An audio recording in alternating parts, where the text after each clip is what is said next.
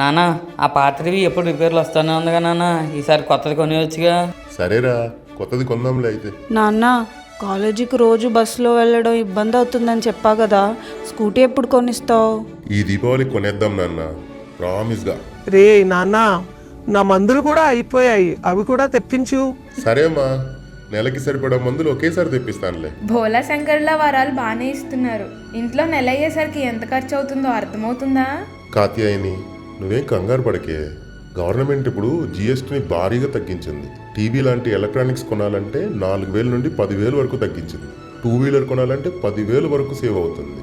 అమ్మకు మందులు అంటావా, నెలకు 500 నుంచి 1000 వరకు ఆదా అవుతుంది. ఇక ఇంటి సరుకులు అనుకో, దాదాపు 1000 వరకు సేవ్ అవుతుంది. పండగకి వచ్చే బోనస్ డబ్బులతో మనకు కావాల్సినవన్నీ మన బడ్జెట్లోనే కొనుక్కోవచ్చు. నువ్వేం బెంగ పెట్టుకో. అవునా? అలా అయితే ఇంకేం కావాలి చెప్పండి. జిఎస్టీ తగ్గింపుతో ఈ దీపావళి మరింత ఆనందంగా జరుపుకుందాం. Super GST, super saving.